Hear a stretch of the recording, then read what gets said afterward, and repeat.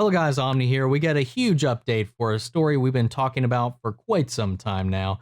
And I've been saying this from the very beginning since last year once this whole thing started.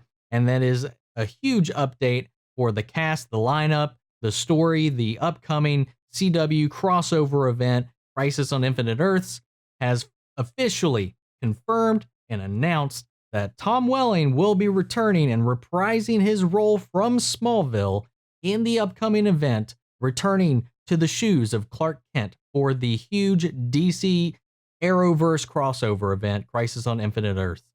And so many people were saying you're just setting yourselves up for failure if you think they're going to, try to get Tom Welling in there. That's just, all the Easter eggs, the homages, playing the theme song in Elseworlds last year was just, it was just there to kind of as fan service and whatnot. But if you've been paying attention, there's been so many clues. There's been, Tom Welling's been seen on set. He has been openly collaborating with Stephen Amell and his wine projects, as well as Michael Rosenbaum. He's been very publicly around this entire unit.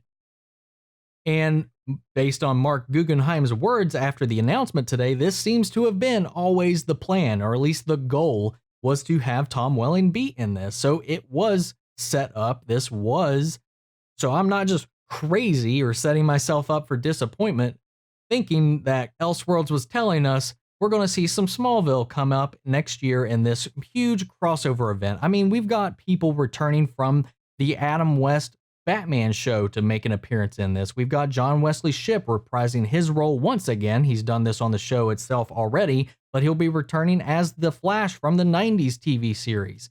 We've even got the voice of Batman from the animated series playing a live-action Bruce Wayne in this as well, with Kevin Conroy for the first time actually physically filling the shoes of Bruce Wayne in this upcoming event. On top of Black Lightning being getting its first romp into the crossovers on CW, finally inserting it into this family of shows.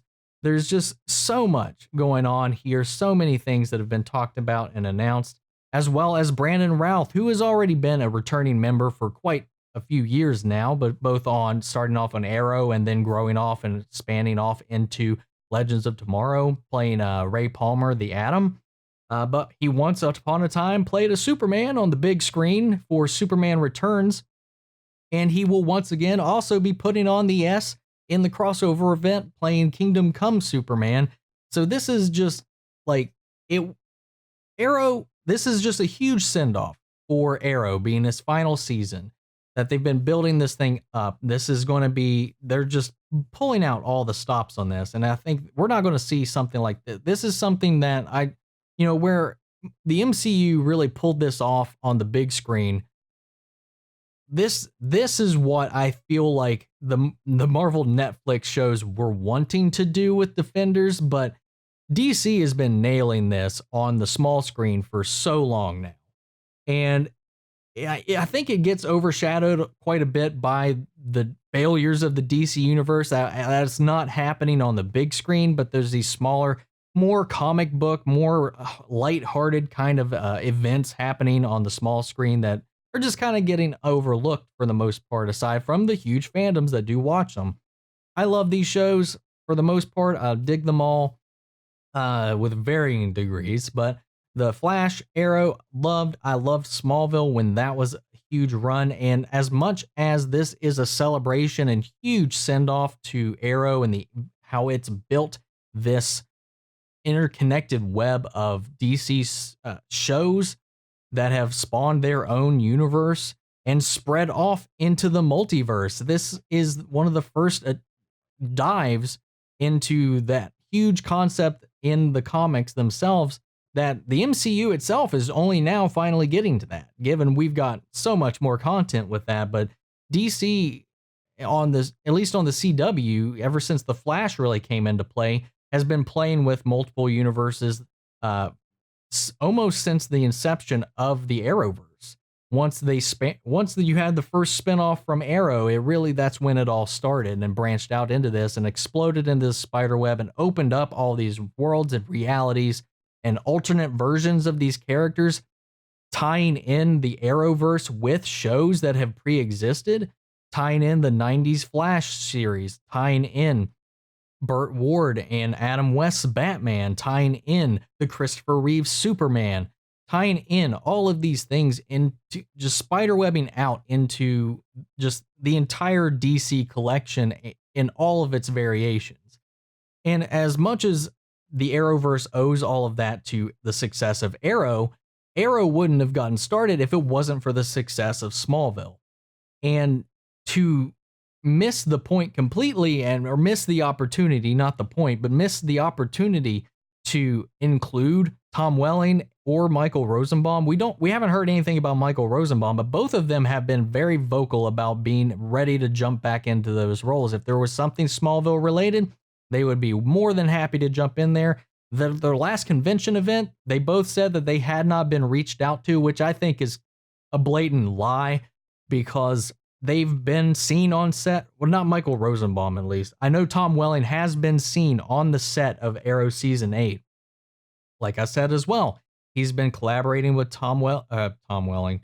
Tom Welling has been collaborating with Stephen Amell very personally with his little side venture with his winery and his little wine club and all that stuff that he's got going on the side, that there's just so many clues in there. And Mark Guggenheim's words themselves, which I'm going to read, indicate that this would have been the plan from the very beginning. And not only that, earlier today, there was also a tweet from Stephen Amell saying that without Tom Welling, there would not be a crossover event.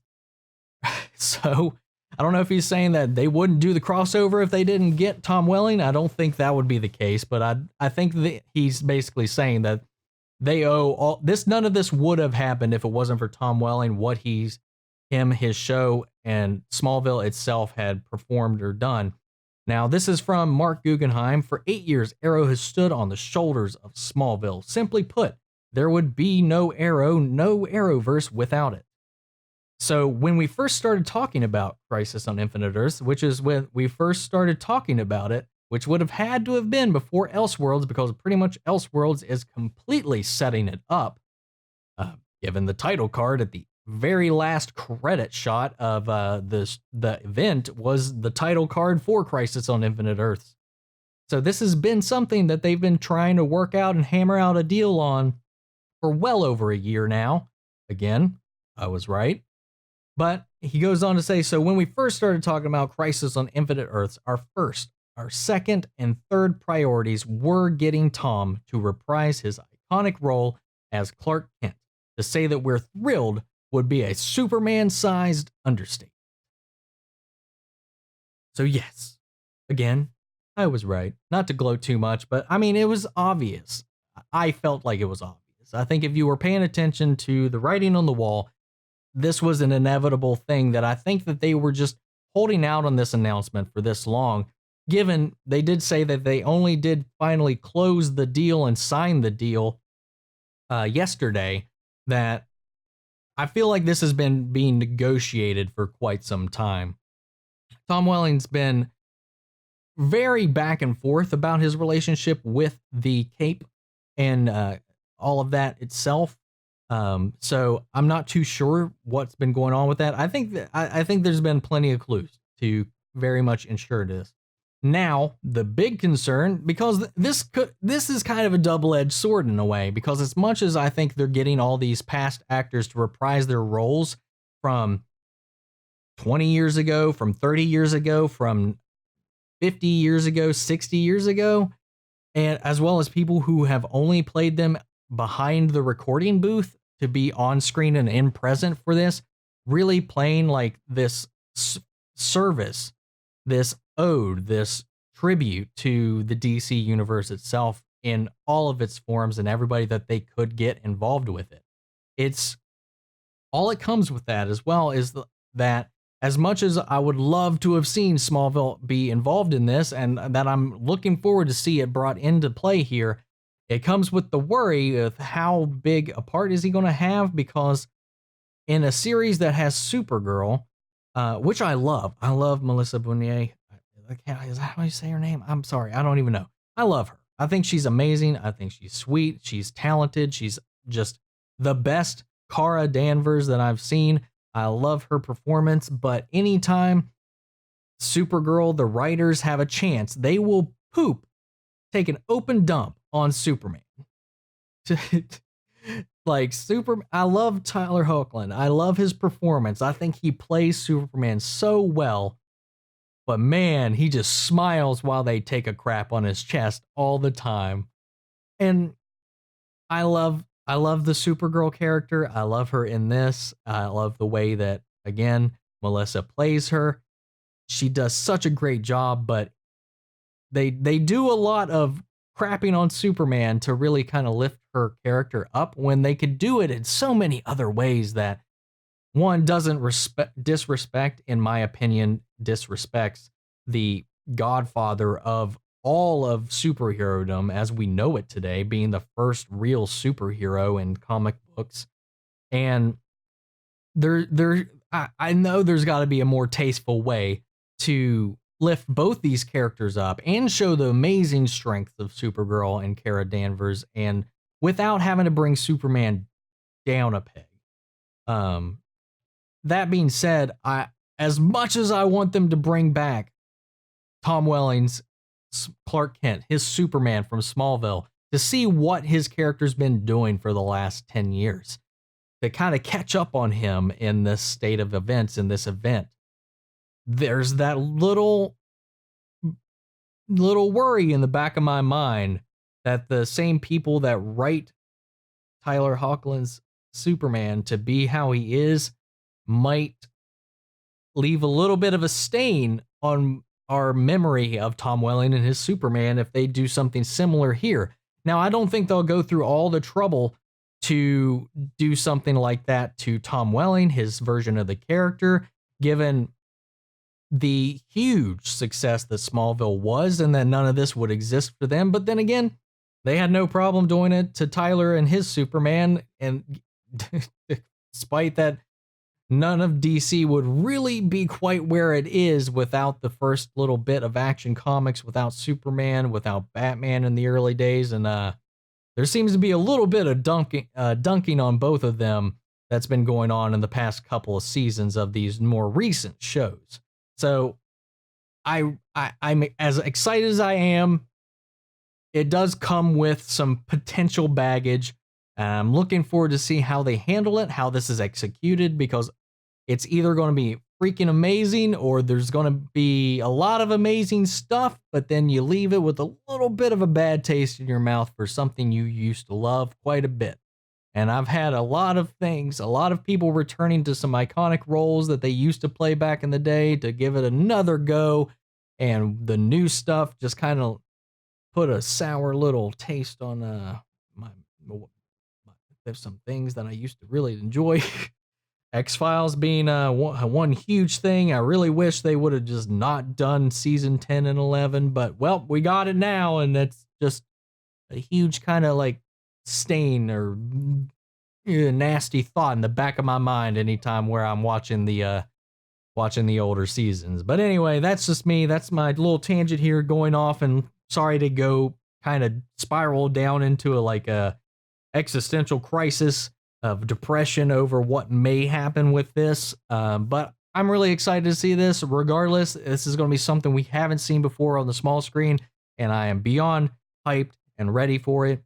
This is coming early December, and the shows themselves will be returning to air next month. So it's not that far away, guys. So let's cut off here.